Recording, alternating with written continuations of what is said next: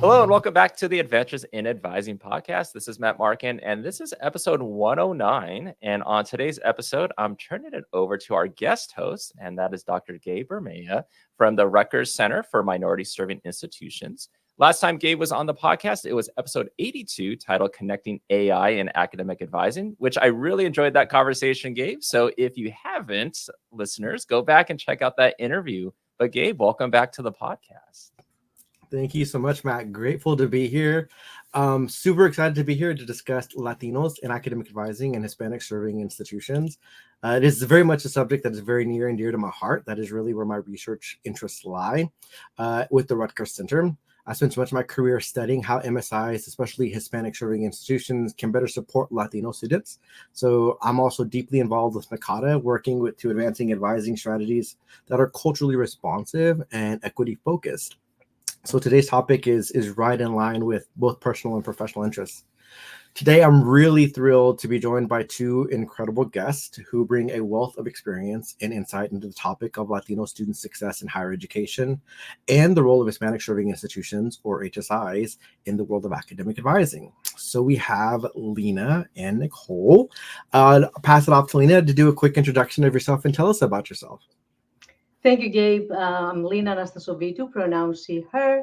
I'm currently a doctoral candidate at National University. I took some time off from professional work to complete my dissertation. I'm also a co-chair at the Scholarly Activities Group of NACADA's Hispanic and Latina Student Success community. And I work with Gabe and Nicole with that one. So I'm really excited to be here. Thank you so much, Lina. We're excited that you're here with us too. Nicole, Dr. Gonzalez, if you will, offer an introduction. Thank you very much, Gabe. My name is Nicole Gonzalez, and I work at the University of Arizona. Currently, I'm director of the Advising Resource Center here on campus, and I have been in the advising field for 16 years. Some of it has been actual academic advising, and the other is in advising administration. So I'm well versed in both fields and how to support students in administratively and as far as advising. I'm born and raised in Arizona, from Nogales, which is a border town from Mexico and Arizona. Great food. So if you have a chance to make it down to Nogales, I suggest you enjoy the wonderful food that we have to offer. And I'm excited to be in this podcast, showcasing the importance of Latino student success throughout the country, what we can do, identify approaches, and help the advising community in all institutions support something that I know that I'm very passionate about, and I know my colleagues, Gabe and Lina, both are very passionate about. Thank you so much, Nicole. Thank you both for joining us today and our listeners. We're excited to dive into this conversation, so let's get started. Lina and Nicole, we've had lots of conversations over the past year. Crazy to say, right? Past year. So to start us off, can you share your thoughts on the unique experiences of Latinos in the U.S., and then going a little bit deeper, how these broader societal trends shape the pathways Latino students take into higher education? I can start off with something kind of a hot topic these days, the immigration status and policies. Even though there are several other trends that influence the Latino education. That comes as number one for me because I've been talking when I was working in a Hispanic-serving institution. I was talking with students, and we had a large percentage of undocumented students. There was always that stress and fear with all the policies and the new laws that are coming up in immigration. Are we going to be deported? Are we going to stop our educational path?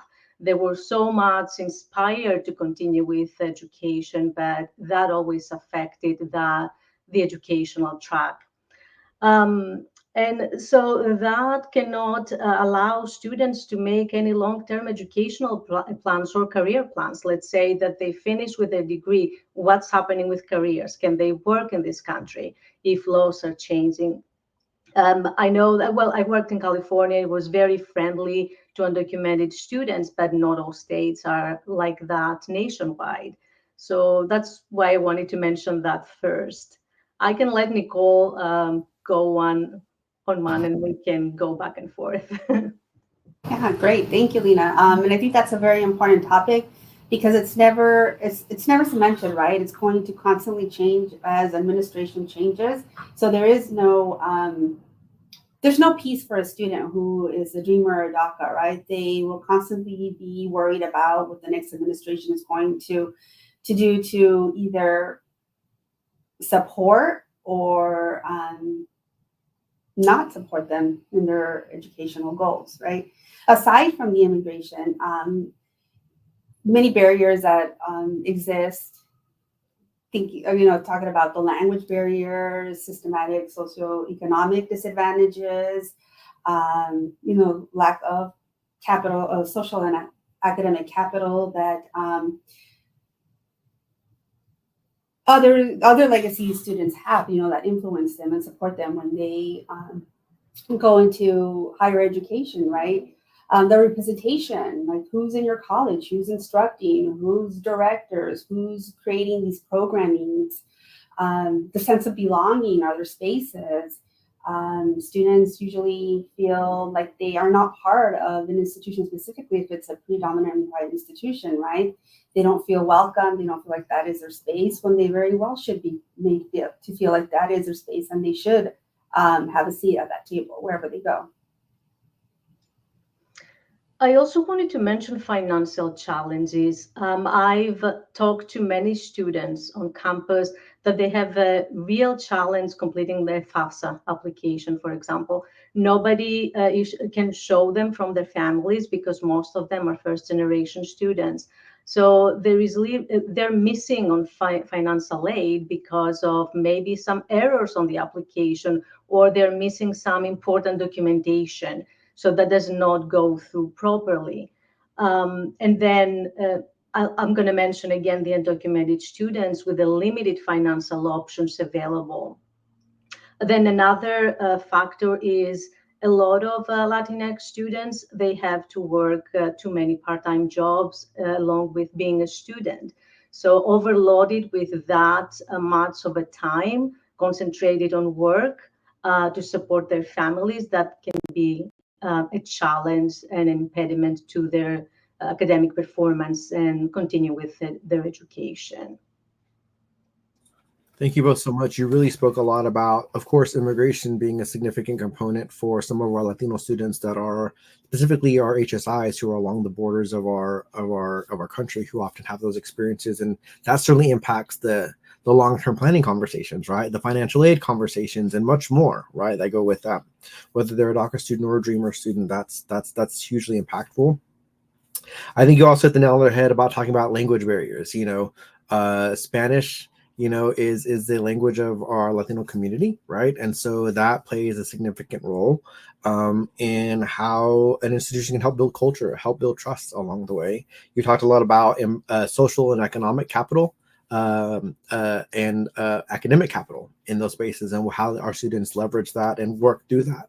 Representation is a big one as well. As I think about my undergraduate experience, I believe I had like one Latino professor in my entire undergraduate experience, But when I met him, he totally shifted my direction of my career, Shout out to Dr. Ibed if you're listening to this, right? That was a big one, FAFSA, sense of belonging, and then, of course, working full-time or part-time, with number of jobs, while at the same time, I would say balancing family obligations and responsibilities, right, is part of that. And you begin to see how some of our Latino population has a lot of post-traditional characteristics rather than the traditional undergraduate student, right? Kind of want to take it back up to a little bit of a 300,000 foot level of, like, we know today that the enrollment of Latinos has surged 131% over the last 20 years, right? There's a major investment in this community to pursue their education and to earn their degrees. We also know that today they represent about 1 in 5 undergraduate students, that's 20%, right? Latinos are 20% of today's American higher education population. So that presents a wonderful opportunity for thinking how institutions can be more intentional in their efforts to serve our population. I want to do a quick transition because you guys talked about some really great like things specific in higher education and what our Latino community students are experiencing when they enter the halls of academia, right? The halls of the campus of a college or university. You know, we've talked about some significant challenges now. You've identified quite a bit of those. How can an institution address these challenges and support Latino students so that they can be successful, right? So we're thinking about the language barrier, or you're thinking about the representation or the FAFSA sense of belonging. What are some things that institutions can do to support their students? I'll go ahead and start with this one. I think it's really important to acknowledge the student itself, the student population, to make them feel welcome. And that means in various spaces on campus. Classrooms, student unions, what cultural spaces are available for them to stop by, instructors, professors, how are they teaching? Are they being supportive of these students that sometimes might have a language barrier? We often talk about barriers, but if we shift that thought from barriers to assets, right? When you think about Yoso's cultural wealth theory and what these students have to offer, they're not disadvantages. They're very much assets, and they can bring a lot to the university if the university administration takes a look at that, right? We know that many students had to use, they're mostly bilingual, right? They mostly speak English and Spanish, so they have been communicating for their parents, if not for grandparents or any other familial support system, right? They're aspirational. They know that they want a little bit better. They know they want to just make their generation just a little bit better to help provide even for their parents, right? Or their support system. It's not so much for their future families, if they have families at that moment or not, but those are assets. Those are not barriers. And the institution needs to acknowledge this. So how are they doing it? Are they creating the spaces?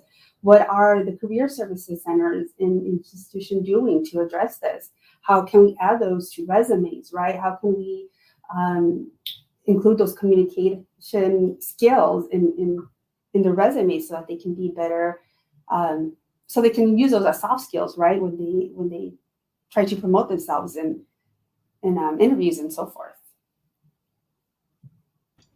Nicole, you mentioned a well-rounded list there of strategies to support. And I want to say a little bit about the learning communities that I experienced, the effect, the positive impact of learning communities on campus. They create a nice support network for students. And the number one for students, all students, not only Latinx and Hispanic students, is how to feel connected, the sense of belonging. They want to know that they belong there in that campus community. And those learning communities, especially living learning communities for those students who live on campus, they have a great influence. Then another very positive experience that I had in my previous institution in California was pairing students with the faculty and peer mentors. They help them tremendously how to navigate the campus culture. Having an active engagement with the Latinx Student Center, that was a great opportunity for students, and they enjoyed not only the social connection, but also I can remember from my previous institution, we had academic advisors or career advisors offering dropping hours during that time. So it kept all the students connected holistically, academic, career, campus life, personal, social, everything was there. So it's also, I've seen students when they talk to professors who they saw representation of their culture. They aspired to be great professionals or perhaps be faculty when, follow that path, the academic path in their careers. What I like about what summarizes quite a lot about what you've said, both of you, what you've said is just get to know your student population, get to know your Latino population, right? Ask them, learn about them, right? Don't just, don't know about them, get to know them, right? There's a subtle difference, right? I can say, oh, I know about a Latino population on campus based off of this data, but get out there and meet them, get to know the community, get to know your students, know who's coming on your campus, and listen to their stories, listen to their experiences, because each one of them will bring a value, to your point, Nicole, an asset-based approach to what makes your campus that much better. And again, I acknowledge my bias as a Latino, right? I know that's intrinsically there, but I also think that to be true, right? It's just get to know your population so you can help address, create the opportunities that they're seeking, right? Because they signed up for those opportunities, but also know what potential challenges they're experiencing, and that you can get ahead of that, right? If you know who your population is. One of the big things that we see is constantly in conversation are our retention and completion rates for our Latino population in the U.S. Over the last 10 years, there have been a lot of significant efforts for institutions to close that equity gap that exists, and the fact of the matter is, over the last 10 years, that equity gap just has stayed constant. It's not closing, the way we hope it would, That speaks to, we know our enrollment is increasing. It's increased 131% over the last 20 years, right? So we know we're going in droves. Our population is enrolling, but we're just not graduating and being retained at the levels that we need to be to earn our degrees, right? When you think about, I'm gonna kind of switch a little bit to HSIs, right? When we think about HSIs, which are Hispanic-Serving Institutions, let's first define HSI, right? So we know an HSI is a federal designation. It is, some have argued it's a political construct because it's a legislative designation. Others have said they're racialized institutions because they recognize ethnicity and race as part of their identity, right? Those are both from Excelencia for the politicized lens, as well as Dr. Dina Garcia for the racialized lens, right? In her scholarship. And these are institutions that must have an undergraduate population who 25% or more at the undergraduate level, full FTE, that identify as Hispanic. They must be a higher education institution and must be nonprofit, right? So that's the federal definition of an HSI, right? When you think about HSIs and even other institutions, what strategies have you seen that are working effectively to improve these retention and graduation outcomes? And are there any gaps that you think that still need to be addressed beyond just the graduation, completion, and retention rates?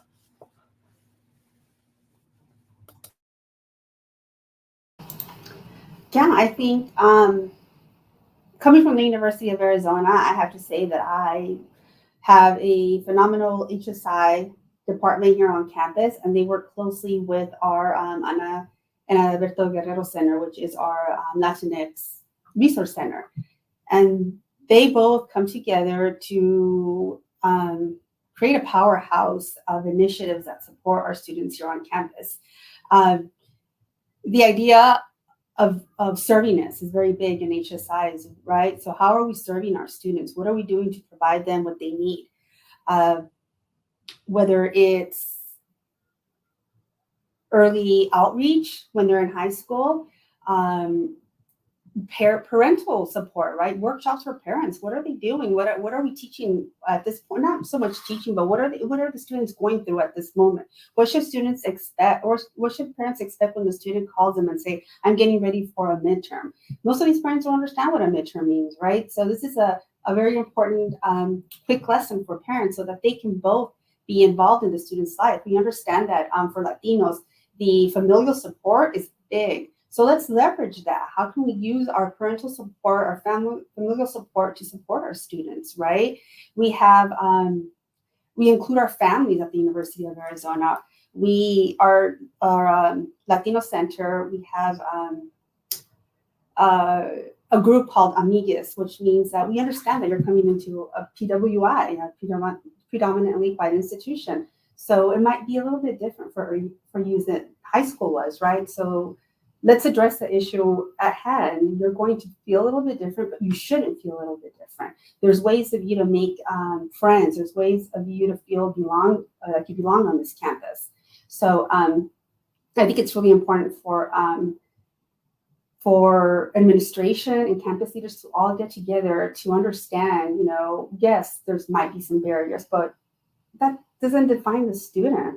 We should be able to support the student. We should be able to remove those implicit bias that we have of the student just because we see, oh, Lopez, Guerrero, Gonzalez, whatever, that we are already going to assume that they are not going to be successful. No, we should be able to include them and say, just because of that, you should be successful and you do have a right to learn and you do have a right to succeed. One strategy I wanted to mention is the blocked scheduling. Schedule students taking the same classes when they first start in their first year. Then that builds a huge community with them. They see the same people in the same classes. They go outside together. They study together. They form informal study groups, and they help each other. So that I found in my previous institution it has been very successful strategy. And I also wanted to talk a little bit about the family engagement. Nicole, you're absolutely right. The family support, taking advantage of the support of the family and friends, because the students are so much connected with their family, keeping them informed. What's happening in their students' life? Just sending them an academic calendar. What time of the semester is this one? What is your student experiencing, and how can they support? Invite them in everything, like any, except for the open house and orientation, that they're kind of the milestones of a student throughout the year. Having some events so we can welcome the parents and the families and recognize the support of the student. That's really important. I think you bring up an interesting point about not just the asset-based approach of what the family brings to the college experience for our community, but allowing the institution to respect that dynamic, right? And I would say come to orientation, and my position would be, let's not split the family, right, from the student. My orientation would be bring them together, that would be a dream, I guess, in some ways, right? To have the family and the student go through orientation together rather than separately, a family orientation and a student orientation. So that, because that's the student support, right? The family is the support of the student. So for me, that should be respected from the onset. I've also thought about like some of the distinction of, well, we need to teach them independence. And for me, I'm like, I understand independence, but my culture is about interdependence. Right. And for me, that's a value, in my opinion, that I want to maintain, so I'd want to keep that in my personal educational experience. That's for me, though. I will acknowledge that. So I think some really great strategies that you talked about are, of course, the peer mentorship. That's huge. You talked about the block scheduling, Lina, and, learning communities, living learning communities. For institutions that are really looking for some evidence-based practices, one of the resources that I like to put out there is Excelencia's Growing What Works database. They have over 20 years of data of programs that have proven to be effective in serving Latino students, right? And they are evidence-based. So I think that's what makes these so great, is they're not best practices, they're not promising practices. We know that these have proven to be impactful for Latino students. And as Deborah Santiago has always said, what we know works for Latino students, we know works for everybody else. When all boats will rise, right? When we know we're doing that kind of work. Let's get to HSIs a little bit, a little more in depth here. HSIs themselves are a very unique set of institutions. They represent about 600 Hispanic-serving institutions are in the U.S. today, which is about 20% of all higher education institutions. They enroll 63% of the Latino students in higher education today. 63% of Latinos are enrolled at HSIs. That is significant, right? They have a major role in advancing Latino student success in higher education, right? So my question for you is, how do you both see HSIs shaping the future of higher education for Latino students? And what more can these institutions do to enhance their impact? I think HSIs have done enough research to understand the Latinos in higher education and the barriers and the issues that they experience. They've had, evidence that some things are not working in institutions, and we understand what is not working. So if we understand that, then we can work with it and create spaces. We can create policies. We can create a culture that understands within curriculum, within extra or co-curricular activities across campus, creating clubs and organizations that keep students motivated, that keep students engaged, that keep students wanting to come back, right? Not because they feel left out, but because there's space for them and there's a purpose for them to pursue and finish their degree. So HSIs are delving into the importance of what needs to happen and what we need to do. And like you said earlier, it's not about just HSIs, about Hispanic students. It's about all students, right? Everybody can use this. We have HSIs because we understand that there are the largest minorities in college campuses, but it's not something that just is directed to Hispanic and Latino students. It's directed to everybody, and everybody can leverage from the policies and the implementation of success strategies at higher education institutions. And I can mention the long educational journey for Latinx students from the time of the access in higher education until they go into the career field. I see it as a long timeline for the student. How is higher education accessible for them?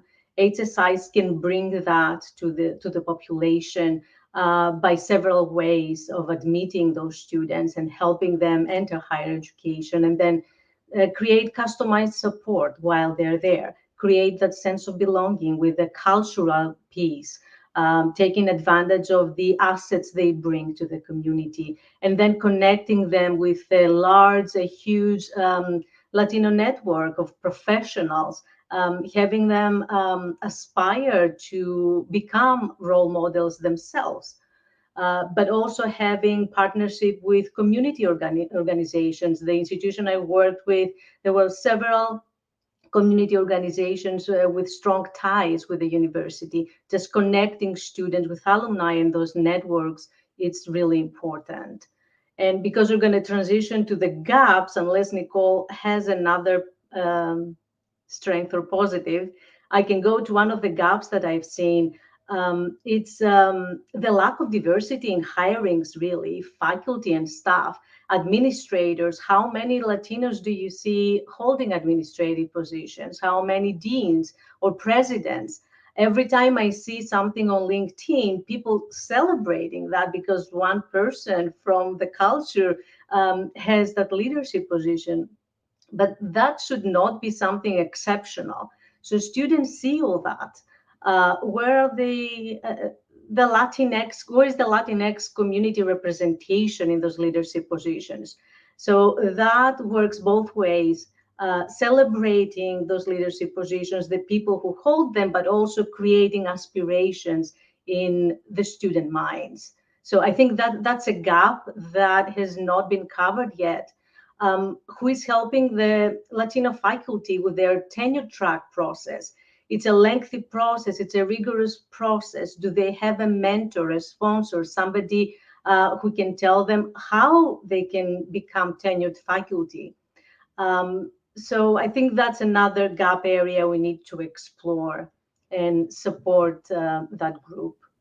I think you make a really great point, Lina, about the representation of as an area of opportunity that exists for HSIs, because of course representation, we believe, impacts student success, right, in and of itself, right? The other gap that I was thinking about was some of my research on post-completion success. I think HSIs have done a great job, to your point, about access. I think they're mobilizing to enhance retention and completion. We've seen them, at least the ones that I've worked with, we're seeing them operationalize themselves in a different way to ensure completion as well as retention increases. But the other thing I think about is post-completion success, right? And how HSIs are ensuring that their students are successful after they complete, right? That's a gap, especially in today's conversation about the return on investment in higher education and or the value of higher education. Those post completion success metrics, whatever they may be, defined by the student or the institution, are major opportunities for HSIs in and of themselves. So yeah, let's switch gears to what we all love, and I will say our bias of advising. Right, we are on the Adventures in Advising podcast, so let's talk a little bit about advising. Right, HSIs, we know already, enroll 63% of the Latino population in higher education. That means those advisors are responsible for advising 63% of the Latino population in higher education today. The amount of influence advisors have on this specific population is mind-blowing to me when you think about it that way, right? When you shift it from saying enrolling to advising, that's major influence for a population that is on the rise in the United States and continues to be on the rise, right? Advising is such an important process and a pivotal role in a student's academic journey. When advising Latino students, as you guys think about your practice and as I think about mine, what are some key factors advisors should keep in mind when they're supporting their Latino students would be my first question. And then my second question for you would be, how can we as advisors empower Latino students both academically and personally?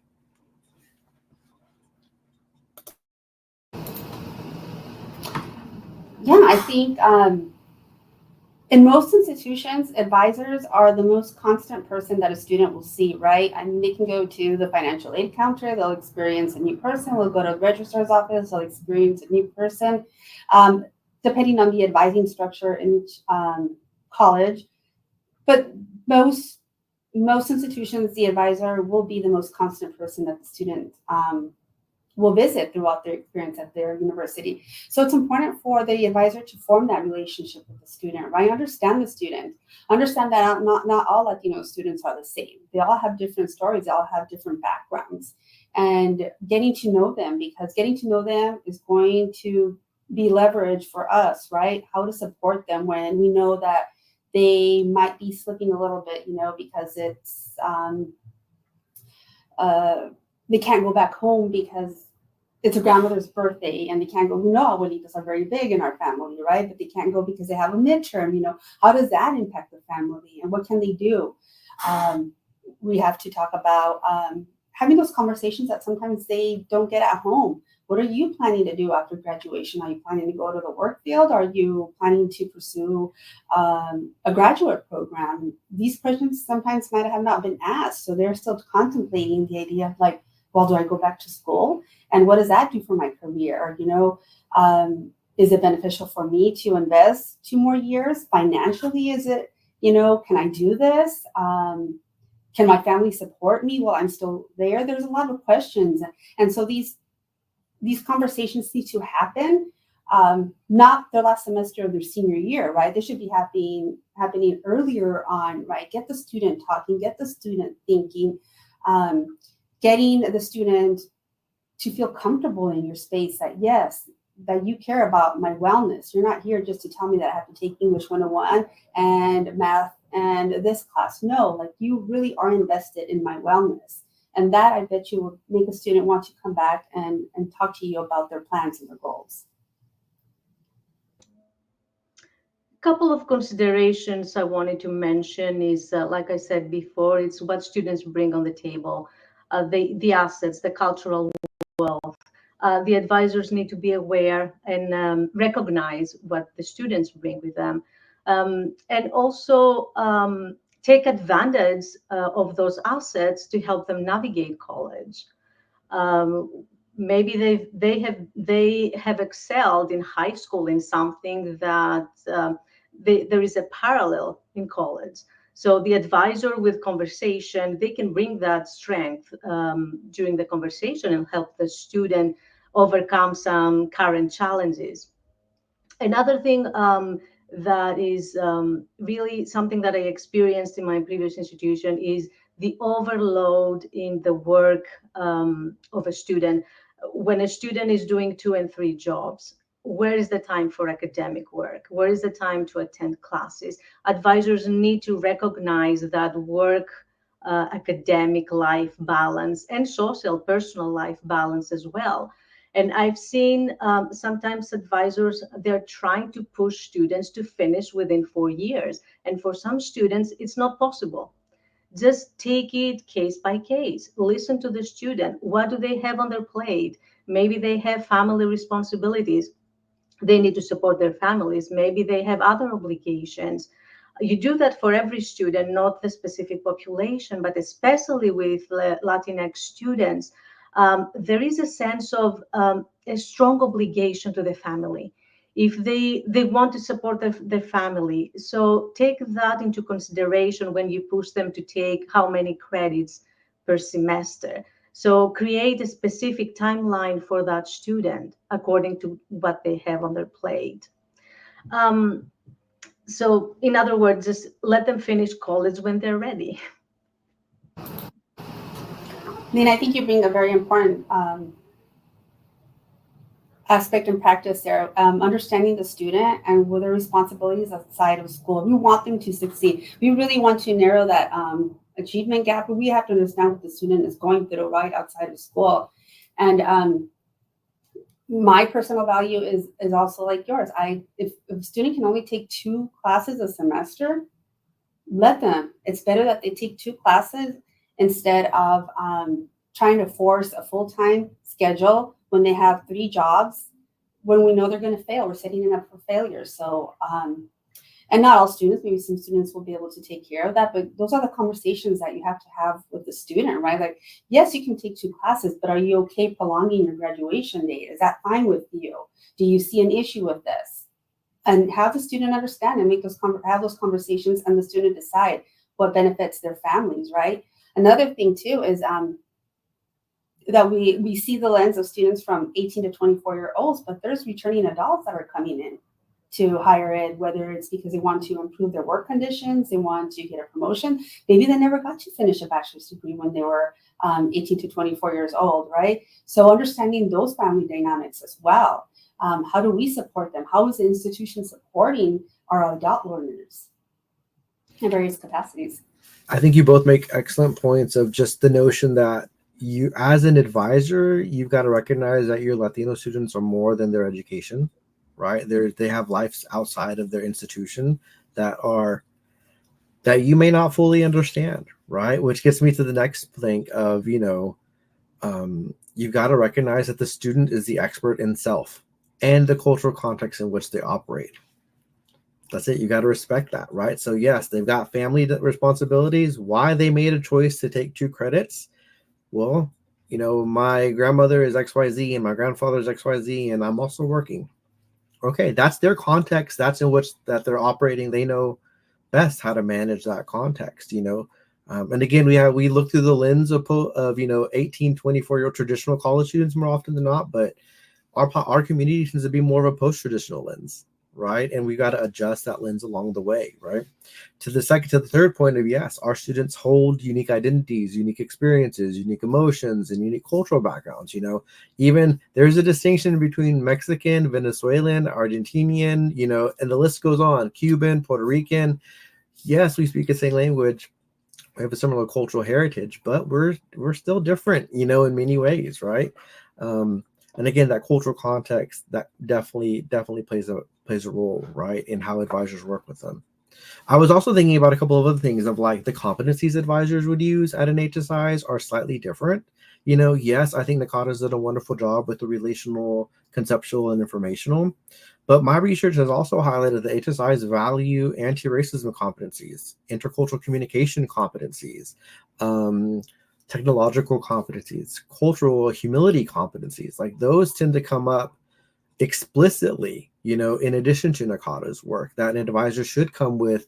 An advisor should be prepared at an HSI to have anti-racism as a competency and what that should look like, right? And developing an equity lens and making sure that they're creating brave spaces, not just safe spaces for their students, right? Those are all essential competencies that we know HSIs value, as do other MSIs. So when I think about what an advisor needs to be prepped with in that context, we want to get into skills, for me, it's, be bilingual, whether that's, Spanish and English, Spanish and Chinese, the more languages, the better for your marketability, right? To bridge the communication gaps that exist, right? And address those language barriers, right? Just to name a couple of things, right? So those can definitely all help a student succeed academically and professionally. Gabe, if I could add one more, I can see advisors also being advocates for students of the Latino population. Something like bringing institutional change or change in policies, or even helping students by having some policies in Spanish, or like a translation, or offering customized help for that population. It works tremendously. It's tremendously helpful for students having a clear understanding of all the academic process. So if that's a lot better for them to read it in a Spanish language, then we need to pay attention to that. So advisors can advocate for the change of those policies and institutional policies as well. I love that idea of an academic advocate, right? As the advisor shifting that role a little bit, right? If we're helping them navigate the campus and we're addressing systemic barriers, and yeah, you're an advisor and an advocate all in one, right? That's an evolution that I think is really, really cool to think about. And you're right, plays a different role for everybody involved. So we've got I want to jump in really quickly to research and call to action. So Lina and I, three of us, quite honestly, have really been working on this on our advising community, Hispanic and Latin academic student success academic advising community. There it is. And part of Lina and I co-chair the Scholarly Works Committee subcommittee, right? Nicole, you are our fearless leader for our community, and so we've talked a lot about the need for research. So let's kind of combine these last two topics together, if you will, right? A call to action as well as the research itself. So let's talk a little about the research real quick. What have we discovered so far about Latinos in advising, Latinos in advising at HSIs, and where do you see is the greatest need for research going forward? I can speak by my work of when we started this group with Gabe and Nicole as well. I was hoping to find a lot more articles, to be honest, in the literature, because there's a lot of talk, there's a lot of conversations, and a lot of practical articles of how to help the population, but scholarly work. I was surprised to find that a lot of times in the articles, the Latinx population was hidden within the minorities.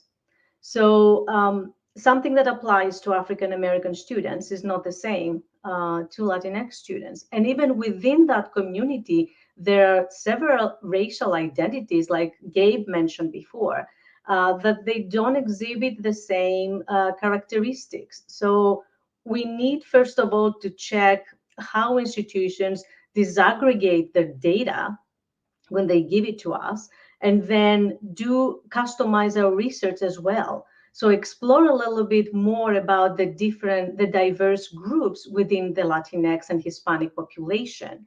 So I would like to see more research on that. There is literature there, like Gabe knows very well about HSIs, and Gabe is doing an amount of work recently for HSIs, and I appreciate his work on that. But we really need more. We need something. Our goal for this group was to give some customized resources for our members. We plan to come up with emerging themes out of the articles that we found in the literature review, so we can support advisors and any student affairs professionals when they work with students. So we're hoping to see and encourage people to really do scholarly work. People who are in their dissertation process and they're looking for topics and they care about this population, please write something about it. your experience is valuable in the field, but we also need to write something so people can understand more the population and look at the insightful findings from that research. Definitely. I would say, to kind of add on to that quickly with the research, is we've been doing a bit of a literature review, a scoping of the land, if you will. And the unit of analysis of Latinos in advising literature is, at least in mainstream literature, isn't really there, right? So we have a wonderful opportunity to expand that conversation, right? And so we're looking to continue that work, and yes, in addition to that, there's very little on HSIs and academic advising, which is where my research is currently lying, but we need more. It can't be just my voice, right? I'd love to have more people to work and collaborate with, and have other people do more research on that subject, because we know we need to learn more about how we can more advise our Latino students with greater intentionality, right? So that we can effectively serve. Nicole, could you give us a call to action, if you will, and talk a little about our community, our advising community? Yes, great. So NACADA's Hispanic and Latin Student Success community, it's a baby. It's still a few years old, and I have to recognize Cassie Pepper, who started the community maybe, Lina, about 3-4 years ago, I believe. And so since she started it, we developed our steering committee. Lina and I have been in this committee since, I think, the inception of it. So we are calling everyone to participate. You don't have to be Latino. You just want to be able to support your students. We know Latinos exist in all campuses. So what can you do? How can you become familiarized with the practice about supporting students, advocating, validating students' experiences, closing that achievement gap? What can you do in your institution? So that's what our community is about, is sharing practices. What can you do? What have I done that has been successful? Then I'll share that with you, right? It's about sharing, because at the end, I don't want to hoard all these best practices. I want to share them, because I want everybody from Washington to, South Carolina to be able to use these best practice, effective practices is what I call them, because it should be effective, and supporting students, whether it's a junior college or four-year college, wherever it is. If you work with outreach, it's so important that we communicate with students at an early age, right? High school, like there is a place for you in higher ed, So that's the importance of our community, is to showcase the research, to showcase that our students are